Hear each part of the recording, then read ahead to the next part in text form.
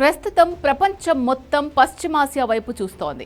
Iran, Israel మధ్య యుద్ధం ముదురుతున్న వేళ ఒక వింత దృశ్యం అందరినీ ఆశ్చర్యపరిచింది. ఇజ్రాయెల్ వైపు దూసుకెళ్లేందుకు సిద్ధంగా ఉన్న ఇరాన్ క్షిపణులపై థ్యాంక్ యూ ఇండియా అని రాసి ఉంది. అవును, మీరు విన్నది నిజమే. ఇరాన్ ఏరోస్పేస్ ఫోర్స్ సిబ్బంది స్వయంగా క్షిపణులపై భారత ప్రజలకు కృతజ్ఞతలు తెలుపుతూ రాసిన ఫోటోలు ఇప్పుడు ఇంటర్నెట్ను షేక్ చేస్తున్నాయి. అసలు ఇరాన్ భారత్కు ఎందుకు థ్యాంక్ యూ చెప్పింది? దీని వెనుక ఉన్న అసలు కారణాలేంటి?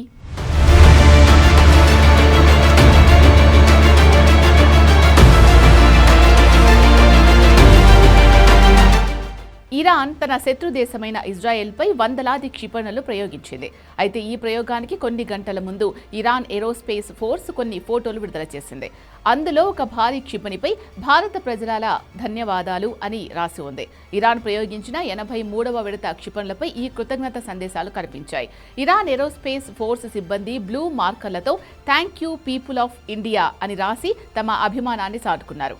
సాధారణంగా క్షిపణులపై శత్రువులను హెచ్చరించే మాటలు లేదా దేశభక్తి నినాదాలు ఉంటాయి. కానీ మరో దేశానికి కృతజ్ఞతలు తెలపడం యుద్ధ చరిత్రలోనే ఇది చాలా అరుదైన విషయం. ఇరాన్ ఇలా స్పందించడానికి ప్రధాన కారణం భారత్, ఇరాన్ మధ్య ఉన్న బలమైన దౌత్య సంబంధాలు. అమెరికా వంటి దేశాలు ఇరాన్పై ఎన్ని ఆర్థిక ఆంక్షలు విధించినా భారత్ మాత్రం ఇరాన్తో వాణిజ్య సంబంధాలను తెంచుకోలేదు. ముఖ్యంగా చాబహార్ ఓడరేవు ప్రాజెక్టు ఇరు దేశాల మధ్య మైత్రికి నిదర్శనం. భారత్ ఇటీవలే ఇరాన్లోని చాబహార్ ఓడరేవు నిర్వహణ కోసం 10 ఏళ్ల కాల పరిమితితో భారీ ఒప్పందం చేసుకుంది. మధ్య ఆసియా దేశాలకు చేరుకోవడానికి భారత్కు ఇది గేట్ వే లాంటిది. ఇరాన్పై అంతర్జాతీయ ఒత్తిడి ఉన్నప్పటికీ భారత్ ఈ ప్రాజెక్టును ముందుకు తీసుకెళ్లడం ఇరాన్కు ఒక పెద్ద దౌత్య విజయం. ఈ కృతజ్ఞతను వారు క్షిపణుల ద్వారా తెలియజేసి ఉండొచ్చు. సోషల్ మీడియాలో క్షేత్రస్థాయిలో భారత ప్రజలు చూపిస్తున్న సాలిడారిటీని ఇరాన్ గుర్తించింది. కేవలం భారత్కే కాకుండా తమకు మద్దతుగా నిలిచిన పాకిస్తాన్, జర్మనీ మరియు స్పెయిన్ ప్రజలకు కూడా క్షిపణులపై కృతజ్ఞతలు రాశారు. అలాగే క్లిష్ట సమయాల్లో భారత్ నుంచి అందిన మానవతా సాయం, మందులు, ఆహార సరఫరా పట్ల ఇరాన్ ప్రజల్లోనూ సైన్యంలోనూ మంచి గౌరవం ఉంది. బహుశా ఆ కృతజ్ఞతా భావంతోనే సైనికులు ఇలా రాసి ఉండొచ్చు. మరో ఆసక్తికరమైన కోణం ఏంటి అంటే సోషల్ మీడియాలో కొంతమంది భారతీయ నెటిజన్లు ఇరాన్ చర్యలకు మద్దతుగా పోస్టులు పెడుతున్నారు.